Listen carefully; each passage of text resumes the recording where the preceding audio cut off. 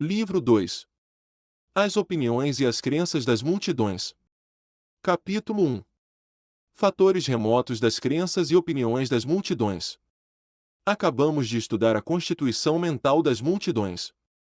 Conhecemos a sua maneira de sentir, de pensar, de raciocinar. Examinemos agora como nascem e se estabelecem as suas opiniões e as suas crenças. São de duas espécies os fatores que determinam estas opiniões e estas crenças: fatores remotos e fatores imediatos. Os fatores remotos tornam as multidões capazes de adotarem certas convicções e incapazes de se deixarem penetrar por outras. Preparam o terreno onde se vêem germinar repentinamente ideias novas, cuja força e resultados surpreendem, mas que só aparentemente são espontâneas. A explosão e o desenvolvimento de certas ideias nas multidões afiguram-se por vezes fulminantemente repentinas, mas isso não passa de um efeito superficial, e por detrás dele, deve procurar-se um longo trabalho anterior.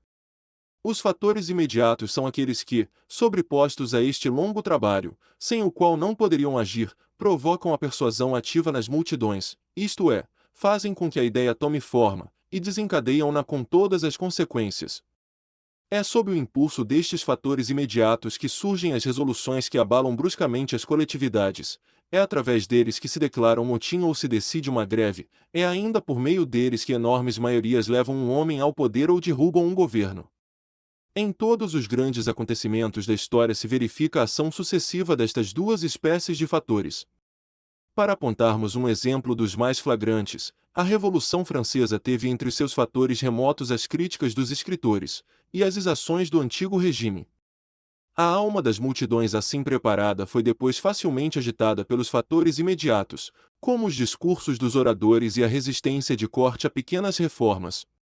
Entre os fatores remotos, há os de caráter geral que se encontram no fundo de todas as crenças e opiniões das multidões. São eles: a raça, as tradições, o tempo, as instituições, a educação. Iremos agora estudar o papel de cada um deles. A raça. Este fator deve ser colocado em primeiro lugar, pois é por si só mais importante que todos os outros. Tivemos ocasião de o estudar, com pormenor numa obra anterior e explicamos o que é uma raça histórica e como, logo que os seus caracteres se formam, as suas crenças, instituições e artes, em suma, todos os elementos da sua civilização, se tornam a expressão da sua alma. O poder da raça é tão grande que se pode afirmar com segurança que ninguém poderá passar de um povo para outro sem sofrer profundas transformações. O meio, as circunstâncias, os acontecimentos representam as sugestões sociais do momento. Podem exercer uma ação importante, mas sempre momentânea se for contrária às sugestões da raça, isto é, às sugestões de todos os antepassados. Nos capítulos que se seguem teremos ocasião de tratar novamente da influência da raça, e mostrar que esta influência é tão grande que domina os caracteres específicos da alma das multidões. É por isso que as multidões dos diversos países apresentam diferenças muito acentuadas nas suas crenças e na sua conduta, e não podem ser influenciadas do mesmo modo. As tradições. As tradições representam as ideias, as necessidades e os sentimentos do passado. São a síntese da raça e exercem sobre nós todo o seu peso. As ciências biológicas sofreram uma profunda transformação quando a embriologia revelou a enorme influência do passado na evolução dos seres. O mesmo virá a acontecer com as ciências históricas quando essa influência for mais divulgada. Atualmente, ainda há muitos homens de Estado, agarrados às ideias dos teóricos do século passado, que imaginam que uma sociedade pode romper com o passado e refazer-se de novo guiada pelas luzes da razão. Um povo é um organismo criado pelo passado, e como todo organismo, só por lentas acumulações hereditárias se pode modificar. Os verdadeiros guias dos povos são as suas tradições, e como já muitas vezes tenho dito, só as formas exteriores mudam facilmente. Sem tradições, quer dizer, sem alma nacional, nenhuma civilização é possível.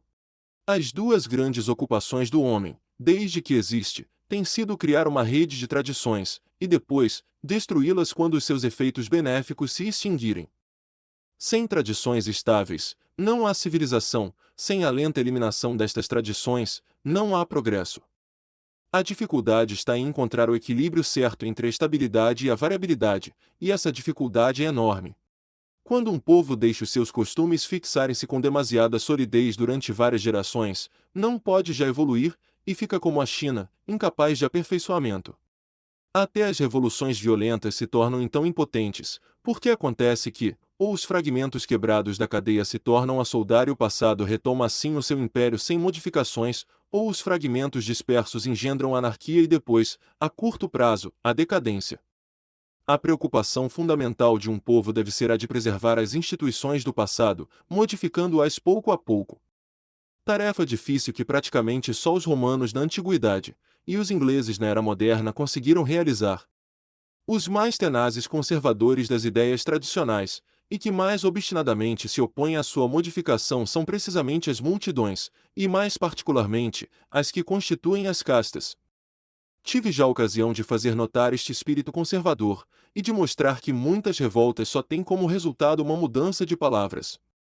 No final do século XVIII, diante das igrejas destruídas, dos padres expulsos ou guilhotinados, da perseguição universal do culto católico, poder-se-ia acreditar que as velhas ideias religiosas tinham perdido todo o poder, e contudo, alguns anos depois, por exigências universais, restabelecia-se o culto abolido. Não há exemplo melhor do poder das tradições sobre a alma das multidões. Não é nos templos que se encontram os ídolos mais temíveis, nem nos palácios que estão os tiranos mais despóticos. Esses destroem-se facilmente. Os mestres invisíveis que reinam nas nossas almas escapam a todas as tentativas, e apenas cedem ao lento desgaste dos séculos. O tempo.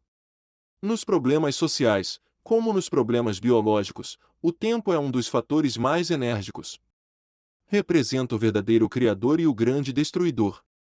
Foi ele que ergueu as montanhas com grãos de areia, e elevou a célula obscura dos tempos geológicos à categoria da dignidade humana. Para transformar um fenômeno qualquer, é preciso fazer intervir os séculos. O depoimento do antigo membro da Convenção, Fourcroy, citado por Taine, é bem claro quanto a este ponto. O que se vê por toda a parte, no que se refere à celebração do domingo e à frequência das igrejas, prova que a maioria dos franceses quer voltar aos velhos hábitos, e não é já a altura para resistir a esta tendência nacional. A grande massa dos homens tem necessidade de religião, de culto e de sacerdotes. É um erro de certos filósofos modernos, pelo qual eu próprio me deixei levar, acreditar na possibilidade de uma instrução difundida de modo a poder destruir os preconceitos religiosos. Esses preconceitos são, para muitos infelizes, uma fonte de consolação. Por isso, é preciso deixar ao povo os seus sacerdotes, os seus altares e o seu culto. Disse-se, com razão, que uma formiga que tivesse tempo poderia nivelar o Monte Branco. Um ser que possuísse a capacidade mágica de variar o tempo à sua vontade, teria o poder que os crentes atribuem aos deuses. Mas aqui apenas trataremos da influência do tempo na gênese da opinião das multidões. Neste aspecto, a sua ação é imensa. Tem sob a sua dependência grandes forças, como a raça, que não se podem formar sem ele. Faz evoluir e morrer todas as crenças, que por meio dele, adquirem o poder, e também por meio dele, o perdem. O tempo prepara as opiniões e as crenças das multidões, isto é, o terreno onde elas irão germinar. É esta a razão por que certas ideias são realizáveis numa certa época e não noutra. O tempo acumula o imenso resíduo de crenças e de pensamentos sobre o qual nascem as ideias de uma época.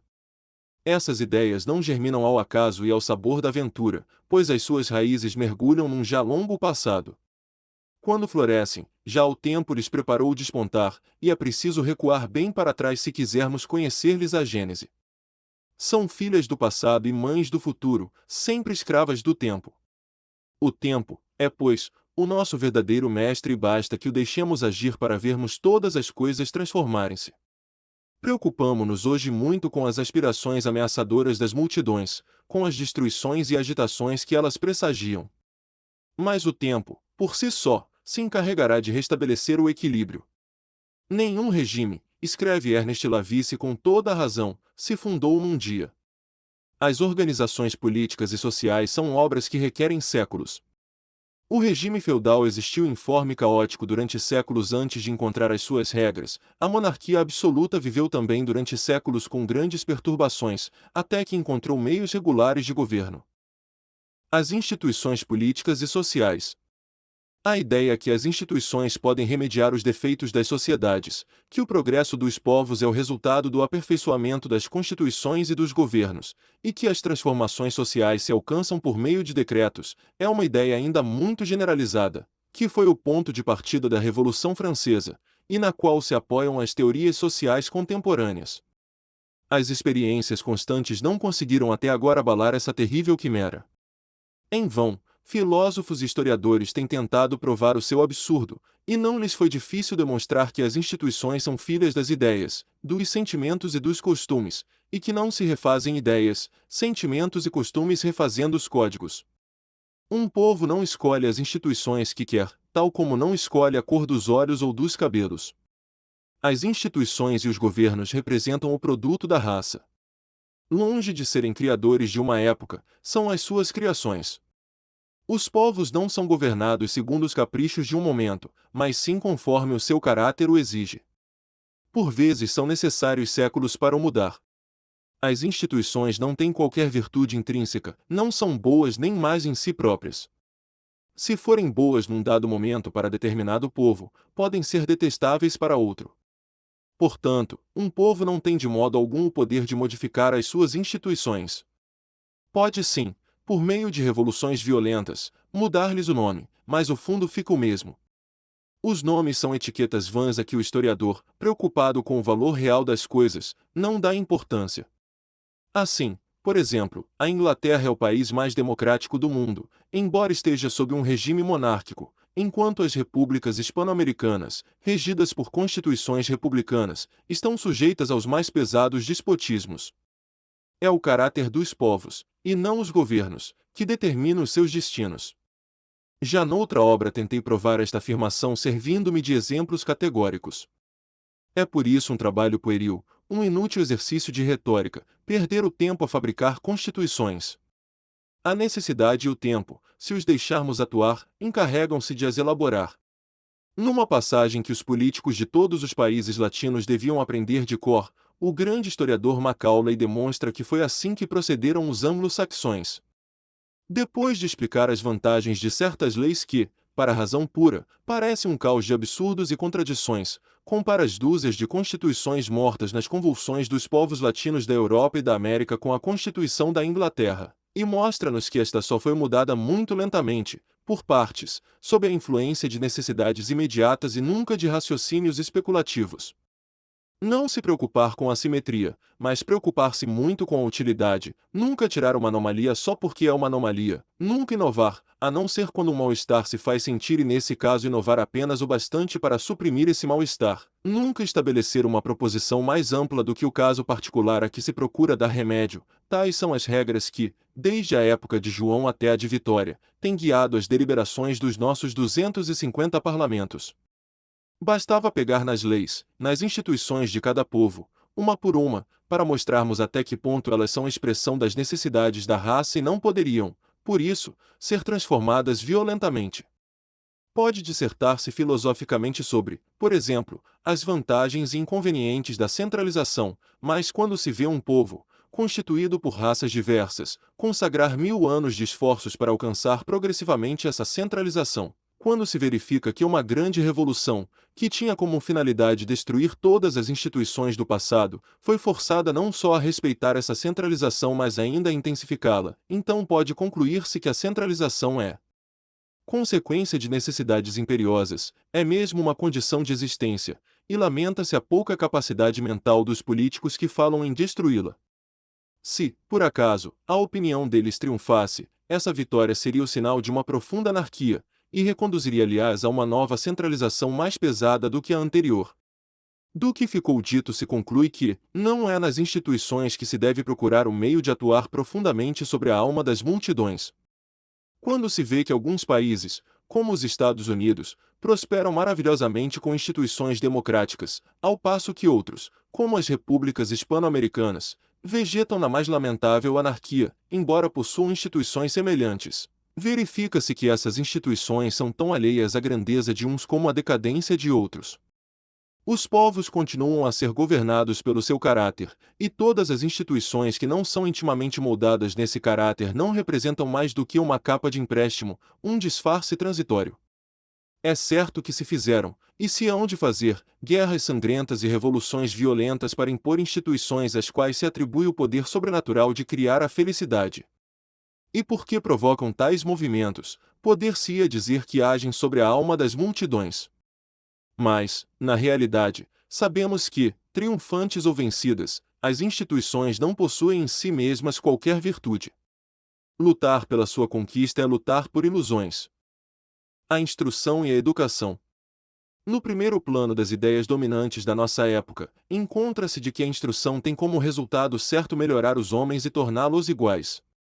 A força de repetida afirmação acabou por se tornar um dos dogmas mais inabaláveis da democracia, e hoje, seria tão difícil tocar-lhe como antigamente tocar nos dogmas da Igreja. Mas, neste ponto como em muitos outros, as ideias democráticas estão em profundo desacordo com os dados da psicologia e da experiência. Vários filósofos eminentes, como Herbert Spencer, demonstraram com facilidade que a instrução não torna o homem nem mais moral nem mais feliz, que não modifica os seus instintos e paixões hereditárias, e pode, quando mal dirigida, tornar-se muito mais prejudicial do que útil. As estatísticas vieram confirmar estas opiniões, ao informarem-nos de que a criminalidade aumenta com a generalização da instrução, ou pelo menos, de uma certa instrução, e que os piores inimigos da sociedade, os anarquistas, são quase sempre recrutados entre os diplomados das escolas. Um distinto magistrado, Adolphe Guillot, fazia notar que atualmente existem 3.000 criminosos letrados contra 1.000 iletrados, e que, daqui a 50 anos, a criminalidade terá passado de 227 por 100.000 habitantes para 552, ou seja, um aumento de 133%. De colaboração com os seus colegas, notou também que a criminalidade aumenta principalmente nos jovens, para quem a escola gratuita e obrigatória substitui o patronato. Nunca ninguém, na verdade, afirmou que a instrução bem dirigida não possa dar resultados muito úteis, não digo para elevar a moralidade, mas pelo menos para desenvolver as capacidades profissionais. Infelizmente, os povos latinos, sobretudo desde há uns 30 anos, basearam o seu sistema de instrução em princípios muito defeituosos, e apesar das observações de espíritos eminentes, persistem nos seus lamentáveis erros. Eu, em diversas obras, mostrei que a nossa atual educação transforma aqueles que a recebem em inimigos da sociedade, e recruta muitos discípulos para as piores formas de socialismo. O primeiro perigo desta educação, com muito acerto denominada latina, é assentar no erro psicológico fundamental de acreditar que a memorização dos compêndios desenvolve a inteligência. Daí que, desde o princípio, se tente decorar o mais possível. A partir da escola primária até a licenciatura ou ao doutoramento, o jovem não faz mais do que aprender de cor o conteúdo dos livros, sem que o seu juízo ou iniciativa cheguem a intervir. Para ele, a instrução consiste em recitar e obedecer. Aprender as lições, saber de cor uma gramática ou um manual, saber repetir e imitar, escreveu Jules Simon, antigo ministro da Instrução Pública. Eis no que consiste essa divertida educação em que todo o esforço é um ato de fé perante a infalibilidade do mestre, e que sempre acaba por nos diminuir e tornar impotentes. Se esta educação fosse apenas inútil, poderíamos limitar-nos a lamentar as pobres crianças, a quem se prefere ensinar a genealogia dos filhos de Clotário, as lutas da Neustria e da Austrásia, ou as classificações zoológicas, em vez de tantas coisas necessárias. Mas ela apresenta o perigo muito mais grave de inspirar a quem a recebe um desprezo violento pela condição em que nasceu, e de lhe despertar o desejo intenso de se libertar. O operário não quer continuar operário, o camponês não quer continuar a ser camponês, e o mais modesto burguês não vê outra carreira possível para o filho a não ser funcionário do Estado. Em vez de preparar homens para a vida, a escola prepara-os para funções públicas onde, para triunfarem, não precisam de manifestar qualquer espécie de espírito de iniciativa. No nível mais baixo da escala social cria exércitos de proletários descontentes com a sua sorte, e sempre prontos a revoltarem-se. No topo da escala, dá origem à nossa burguesia frívola, simultaneamente cética e crédula, imbuída de uma confiança supersticiosa no Estado-providência, do qual, contudo, incessantemente diz mal, atribuindo sempre ao governo os seus próprios erros, e incapaz de empreender qualquer coisa sem a intervenção da autoridade. O Estado, que fabricou todos estes diplomados à custa de compêndios, só pode utilizar um número restrito deles e deixa os outros forçosamente sem emprego. Tem por isso de se resignar a sustentar uns, e a ter os outros por inimigos. Desde o vértice até a base da pirâmide social, a massa formidável dos diplomados assalta hoje todas as carreiras. O negociante dificilmente encontra um agente que o queira ir representar nas colônias, mas, em contrapartida, são milhares os candidatos aos mais modestos lugares oficiais. O departamento do Sena conta por si só com 20.000 professores e professoras sem emprego, os quais, desprezando os campos e as oficinas, se dirigem ao Estado para arranjar um modo de vida. Como o número dos escolhidos é limitado, o dos descontentes é necessariamente enorme. E estes estão prontos para todas as revoluções, sejam quais forem os seus chefes e a finalidade para que são feitas. A aquisição de conhecimentos inutilizáveis é um meio seguro de transformar o homem num revoltado. Agora, é evidentemente demasiado tarde para voltar atrás. Só a experiência, última educadora dos povos, se encarregará de nos mostrar o nosso erro, e provar a necessidade de substituir os odiosos compêndios e os detestáveis concursos por uma instrução profissional, capaz de reconduzir a juventude para os campos, as oficinas e os empreendimentos ultramarinos, hoje abandonados. Essa instrução profissional, hoje reclamada por todos os espíritos esclarecidos, é a que outrora receberam os nossos pais e aquela que os povos, que atualmente dominam o mundo pela sua vontade, sua iniciativa e seu espírito empreendedor, souberam conservar. Em páginas notáveis de que reproduzirei as partes essenciais, Taine mostrou claramente que a nossa antiga educação era mais ou menos o que é hoje a educação inglesa, ou americana, e estabelecendo um notável paralelo entre o sistema latino e o anglo-saxônico, faz-nos ver com clareza as consequências dos dois métodos.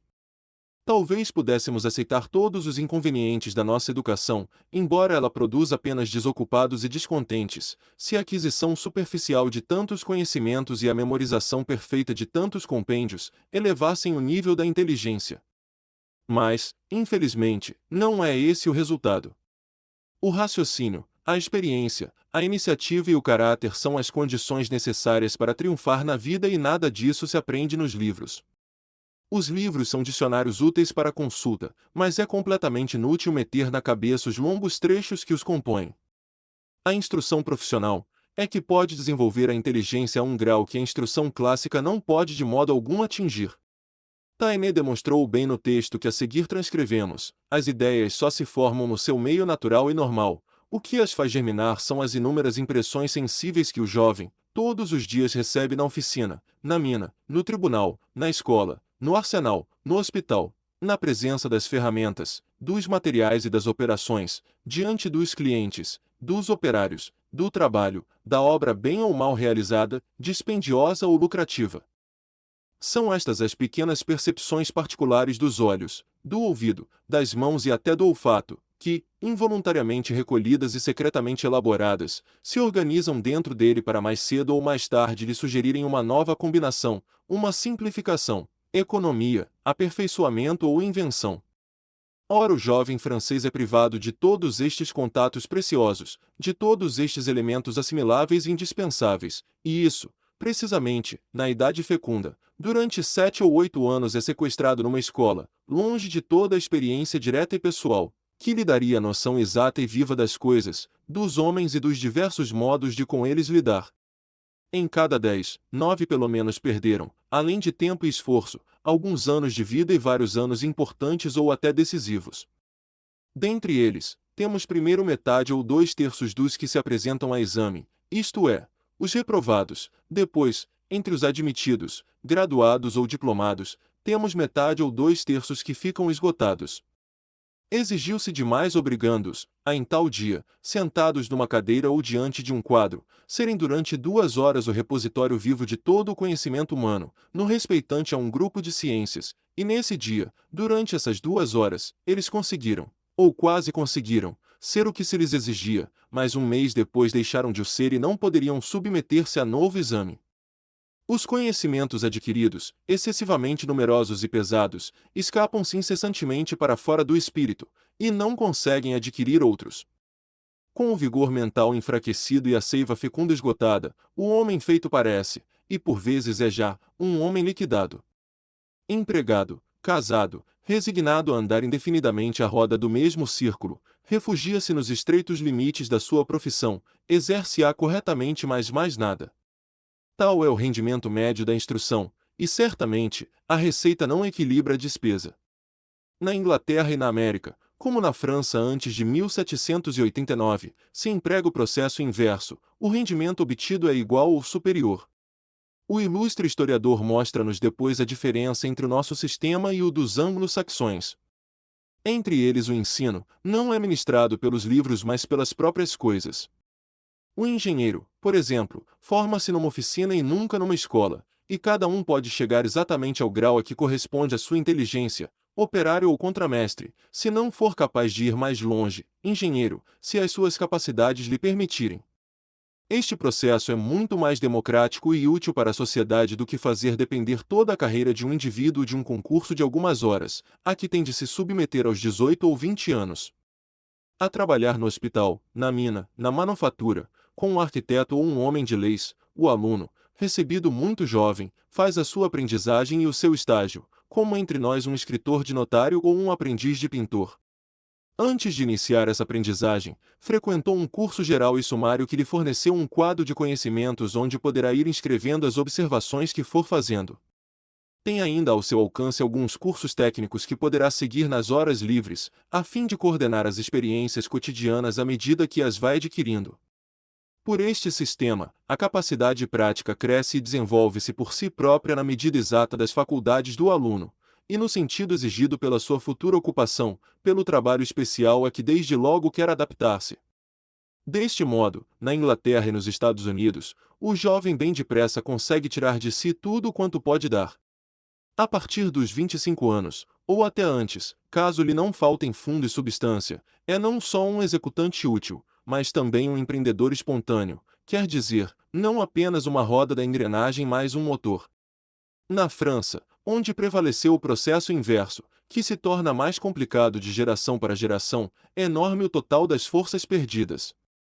E o grande filósofo chega à seguinte conclusão sobre a inconveniência crescente da nossa educação latina, através das 3 etapas da instrução, na infância, na adolescência e na juventude, a preparação teórica e escolar por meio de livros, prolonga-se e sobrecarrega-se, tendo como única finalidade o exame, o grau, o diploma, o certificado. Faz-se pelos piores meios, pela aplicação de um regime antinatural e antissocial, pelo adiamento excessivo da aprendizagem prática, pelo internamento, pelo treino artificial e absorção mecânica, pelo cansaço, e tudo sem qualquer consideração pelo tempo que se irá seguir, pela idade adulta e pelas tarefas viris que o homem feito terá de exercer. Uma total abstração do mundo real onde o jovem em breve vai cair, da sociedade que o cerca e à qual é preciso antecipadamente adaptá-lo e do conflito humano onde, para se defender e manter de pé, deve entrar já equipado, armado, exercitado e endurecido. Este indispensável equipamento, esta aquisição mais importante que todas as outras, esta solidez do bom senso, da vontade e dos nervos, as nossas escolas não estão em condições de lhe proporcionar, pelo contrário, em vez de o qualificarem, desqualificam-no para sua condição futura e definitiva. Por isso, a entrada do jovem no mundo e os seus primeiros passos no campo da prática, são a maior parte das vezes, uma série de quedas dolorosas. Fica magoado e por vezes muito tempo estropiado. É uma prova dura e perigosa, que altera o equilíbrio moral e mental, que corre o risco de não se restabelecer. Vem a desilusão demasiado brusca e geral, as decepções são muito grandes e os dissabores muito fortes. No que ficou dito, não nos afastamos, de certo, da psicologia das multidões. Para compreender as ideias e as crenças que hoje germinam e amanhã explodirão, é necessário saber como o terreno foi preparado. O ensino ministrado à juventude de um país permite prever de certa maneira os destinos desse país. A educação da geração atual justifica as previsões mais sombrias. É, em parte, pela educação e pela instrução que se aperfeiçoa ou altera a alma das multidões. Era por isso necessário mostrar como o sistema atual a moldou e como amassa. Estas páginas foram praticamente as últimas que Taine escreveu, e constituem um admirável resumo dos resultados da sua longa experiência. A educação é o nosso único meio de agir um pouco sobre a alma de um povo. É bem triste que quase ninguém na França consiga compreender que o nosso atual ensino é um inquietante elemento de decadência. Em vez de educar a juventude, a elevando, a rebaixa e a perverte. Dos indiferentes e dos neutros progressivamente se tornou um imenso exército de descontentes, prontos a seguir todas as sugestões dos utopistas e dos retóricos. A escola forma, hoje, os descontentes e os anarquistas, e prepara, aos povos latinos, as horas da sua decadência.